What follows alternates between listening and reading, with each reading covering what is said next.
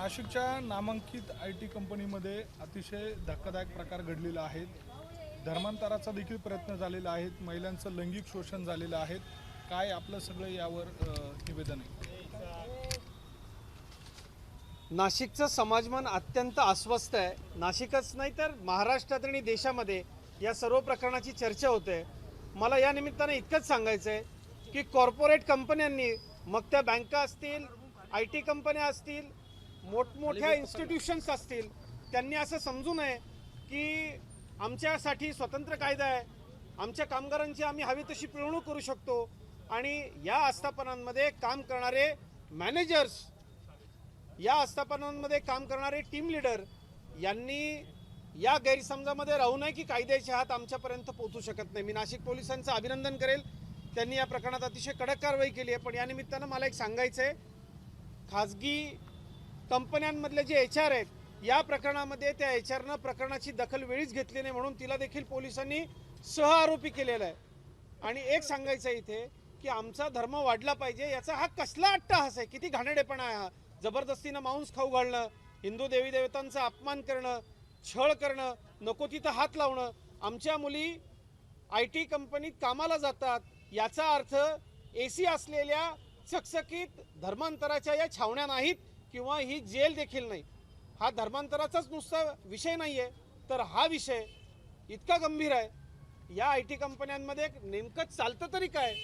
मी पत्र लिहून माननीय मुख्यमंत्र्यांकडे ही मागणी करणार आहे की या सगळ्या कर्मचाऱ्यांच्या कामाच्या वेळा, यांचे मानवाधिकार, यांची धार्मिक स्वतंत्रता, आमच्या मुलींची सुरक्षितता, या बाबतीमध्ये एक धोरण राज्यामध्ये असलं पाहिजे। याकरता माननीय मुख्यमंत्री महोदयांना मी पत्र लिहिणार आहे। हा प्रकार नाशिकमध्ये घडला, याचं नाशिककर म्हणून अतिशय वाईट वाटतंय। पण या निमित्तानं देशभरामधल्या, महाराष्ट्रातल्या सर्व IT क्षेत्रातल्या आणि अशा क्षेत्रामधल्या, खाजगी क्षेत्रामधल्या लोकांना सांगायचं आहे मला की घाबरू नका। तुमचा बॉस तुमचा छळ करत असला तर सामाजिक कार्यकर्ते, पत्रकार, राजकीय नेते कुणाशी तरी संपर्क साधा आणि याला वाचा फोडा।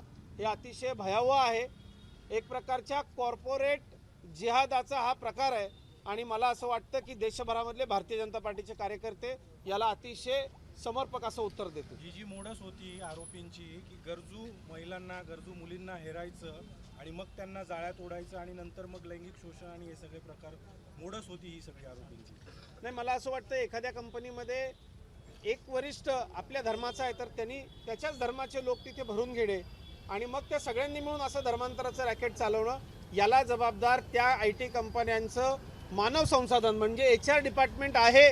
आपल्या कंपनीत काय चाललंय हे जर त्यांना माहिती नसेल आणि इतके गंभीर प्रकार होत असतील तर या कंपन्यांचे परवाने रद्द केले पाहिजे। आम्हाला नाही उद्योग वाढला तरी चालेल, पण आमच्या लेकीबाळी सुरक्षित राहायला पाहिजे, धर्म सुरक्षित राहायला पाहिजे। मुळात काही तरुणींनी त्यांच्या हेडकडे तक्रार पण केलेली होती, पण त्यांनी तो हलगर्जीपणा दाखवला, या विषयाचं गांभीर्य समजून घेतलं नाही आणि हे अत्याचार वाढत गेले। जर पहिल्याच वेळेस जर कठोर कारवाई झाली असती तर पुढे हे प्रकार घडले नसते। मुकुलजी, याच विषयामध्ये नाशिक पोलिसांनी या कंपनीची मानव संसाधन जी अधिकारी आहे, HR जी आहे, तिला सहआरोपी केलेला आहे। तिचा गुन्हा एवढा आहे की तिने या तक्रारींची दखल घेतली नाही। मी गृह विभागाचं आणि पोलिसांचं अभिनंदन करेल।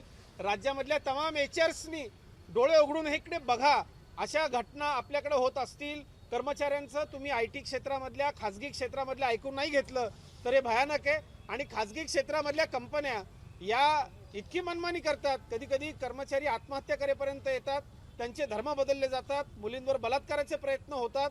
तुम्ही इथे धंदा करायला आलाय, याचा अर्थ तुम्ही ब्रिटिशांच्या ईस्ट इंडिया कंपनीप्रमाणे AC मोठमोठ्या तुमच्या चकचकीत ऑफिसमध्ये आमच्या लोकांचं शोषण कराल, असं होत नाही। हे निश्चितपणे नाशिक पोलिसांनी समोर आणले, मी त्यांचं अभिनंदन करतो। मी या विषयावरती मुख्यमंत्र्यांना आज अतिशय गांभीर्यानं पत्र लिहिणार।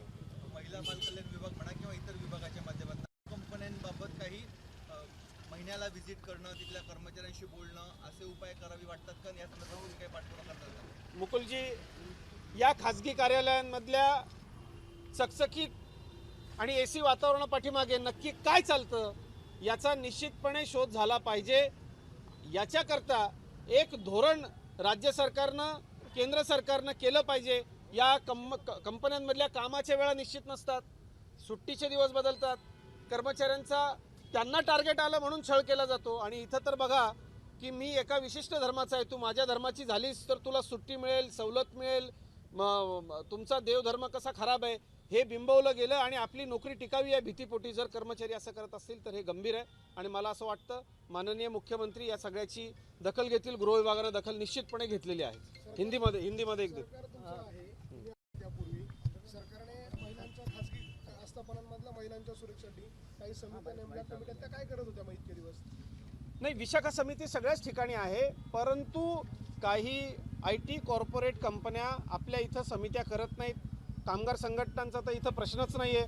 हे अतिशय गंभीर आहे. हे अतिशय गंभीर आहे. सरकार म्हणून आम्ही इथं कमी पडलो का, तर हे निश्चितपणे मान्य केलंच पाहिजे की काही IT कंपन्या आपल्याला जी सवलत आहे किंवा आपल्याकडे IT येते म्हणून विशाखा समित्या त्यांच्याकडे नाहीत. त्यांच्याकडे ज्या मुली महिला काम करतात त्यांची तक्रार ऐकून घेण्याची ते म्हणतात आमच्याकडे आमची सोय आहे, आमचा HR आहे आणि आम्ही मल्टीनॅशनल इंटरनॅशनल लेवलचं स्टँडर्ड आमच्याकडे आहे. या बुरख्याआड ते लपतात. मी आपल्याला तेच सांगितलं की मी मुख्यमंत्र्यांना या संदर्भामध्ये पत्र लिहिणार आहे की एक या संदर्भामध्ये आपण काहीतरी संपूर्ण राज्याकरता एक नियमावली असलेली समिती केली पाहिजे. आपला प्रश्न अतिशय बरोबर आहे आणि इथं चुकतंय हे मान्य केलं पाहिजे आणि त्याच्यावर कारवाई देखील झाली पाहिजे. या प्रकरणातले संशयित आरोपी आहेत ते सगळे उच्च शिक्षित असल्याचे सांगितलं जातं. त्यांच्या मागे कोणी होतं का, काही छुपा अजेंडा चालवला? नाही, उच्च शिक्षित. आपला प्रश्न अतिशय योग्य आहे की या दिल्लीमध्ये जे स्फोट झाले त्याच्या पाठीमागे शिकलेले सगळे उच्च शिक्षित डॉक्टर्सच होते. इथंही सगळे उच्च शिक्षित आहेत. त्यामुळे या कॉर्पोरेट जिहादमध्ये उच्च शिक्षित लोकच असतील. शिक्षणाचा आणि धर्माचा अर्थार्थी संबंधाने ते संस्कार असायला लागतात. पण माझाच धर्म खरा, माझ्याच धार्मिक पुस्तकात लिहिलंय तेच खरं, या अट्टहासापोटी हे सगळं घडतंय. आणि एक प्रकारे कॉर्पोरेट